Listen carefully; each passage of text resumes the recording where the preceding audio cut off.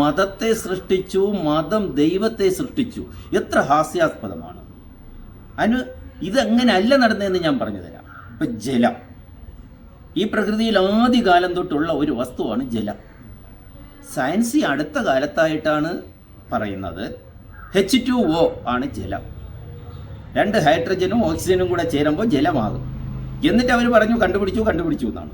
ഞങ്ങൾ ജലം കണ്ടു. ജലം അവർ കണ്ടൊന്നും പിടിച്ചില്ല. ഈ H2O എന്ന് പറയുന്ന ജലം നേരത്തെ ഇവിടെ ഉണ്ട്. അപ്പോൾ അവരെന്ത് ചെയ്തു?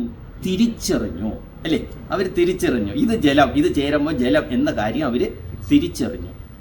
അതല്ലേ ഇവിടെ സംഭവിച്ചത്. യഥാർത്ഥം പറഞ്ഞാൽ മനുഷ്യൻ ദൈവത്തെ തൻ്റെ അനുഭവത്തിലൂടെ തിരിച്ചറിയുന്നു. ആ അനുഭവം ഉണ്ടാകണമെങ്കിൽ അവൻ അതിന് യോഗ്യനായിരിക്കണം. അതിന് യോഗ്യതയില്ലാത്ത ഒരാളിന് അനുഭവം ഉണ്ടാവില്ല. അപ്പോൾ മനുഷ്യൻ ഈ ദൈവമെന്ന് പറയുന്ന അതിനെന്ത് പറയുക, ഒരു ശക്തി, അതിനെ എനിക്ക് പറയാനൊരു വാക്ക് കിട്ടുന്നില്ല.